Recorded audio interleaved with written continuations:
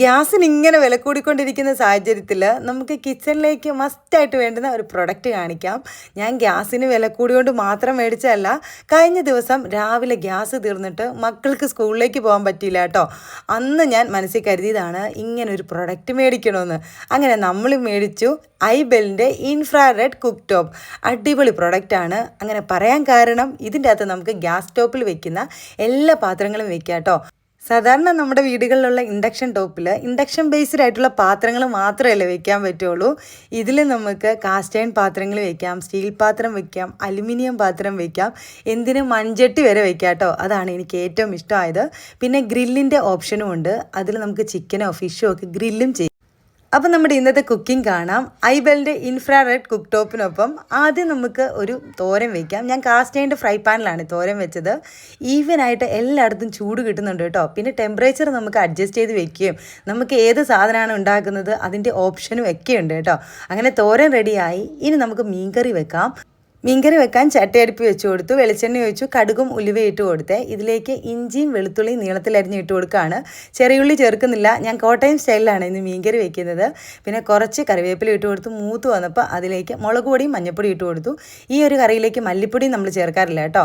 മല്ലിപ്പൊടി ചേർത്തില്ലെങ്കിൽ കറി ചീത്തയാവാതെ ഒരാഴ്ച വരെ വെക്കാൻ വേണ്ടി പറ്റുവേ. ഡെയിലി ചൂടാക്കി വെക്കണം. എന്നിട്ട് പൊടികൾ മൂത്തതിന് ശേഷം കുടംപുളി വെള്ളത്തിലിട്ടിട്ടുണ്ടായിരുന്നു. ആ വെള്ളത്തോട് കൂടി ഒഴിച്ചു കൊടുത്തു. കുറച്ച് വെള്ളം ഒഴിച്ചു, ഉപ്പും ഇട്ട് അടച്ച് വെച്ച് തിളച്ച് വന്നപ്പോൾ മീനും കൂടി ഇട്ട് കൊടുത്ത് വീണ്ടും അടച്ച് വെച്ച് മീൻ വേവിച്ചെടുത്തേ.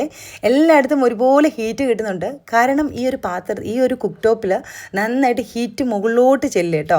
പിന്നെ നമ്മൾ കോട്ടയംകാർക്ക് മീൻകറി മാത്രം പോരാ, കപ്പയും വേണം. അപ്പോൾ നമ്മുടെ പറമ്പിൽ നിന്ന് പറിച്ച കപ്പയാണ്. അപ്പോൾ അതുകൂടി നന്നായിട്ട് കഴുകി ഒരു പാത്രത്തിലിട്ട് വേവിച്ചെടുക്കുകയാണ്. ഉമ്മച്ചിയുടെ പഴയ കാലത്തെ ഒരു പാത്രം, അത് കളയാതെ വെച്ചേക്കുന്നതാണ് കേട്ടോ.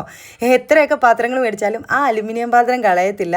അങ്ങനെ അലുമിനിയം പാത്രവും നമുക്ക് ഈ ഒരു കുക്ക് ടോപ്പിൽ യൂസ് ചെയ്യാം കേട്ടോ. ഇൻഫ്രാറെഡ് കുക്ക് ടോപ്പിൽ കപ്പ പുഴുങ്ങി വെച്ചു. പിന്നെ നമ്മളൊരു നോൺ സ്റ്റിക്ക് പാനിൽ കുറച്ച് എണ്ണ ഒഴിച്ചിട്ട് കുറച്ച് മത്തി പൊരിച്ചെടുത്തിട്ടുണ്ടായിരുന്നു.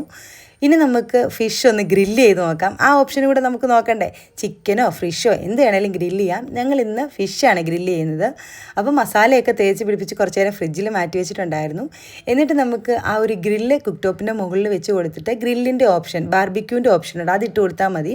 എന്നിട്ട് ടെമ്പറേച്ചർ നമുക്ക് ഇടുവാണെങ്കിൽ കുറച്ച് കൊടുക്കാം. കാരണം ആദ്യം മീൻ കുറച്ച് വെന്ത് കിട്ടണമല്ലോ. അതുകൊണ്ട് ഞാൻ ടെമ്പറേച്ചർ കുറച്ച് വെച്ചിട്ട് മീനൊന്ന് വേവിച്ചെടുത്തു. എന്നിട്ട് തിരിച്ച് മറിച്ച് വിട്ട് മുരിയിച്ചെടുത്താൽ എണ്ണയില്ലാത്ത നല്ല അടിപൊളി ഫിഷ് ഫ്രൈയും റെഡിയാക്കി എടുക്കാം. അപ്പോൾ നിങ്ങൾക്ക് ഈ ഐബെലിൻ്റെ ഇൻഫ്രാറെഡ് കുക്ക് ടോപ്പ് വേണമെന്നുണ്ടെങ്കിൽ ആമസോണിലും ഫ്ലിപ്കാർട്ടിലും ഒക്കെ ചെന്ന് മേടിച്ചു കേട്ടോ. ഒരു വീട്ടിൽ അത്യാവശ്യമായ പ്രൊഡക്റ്റാണേ.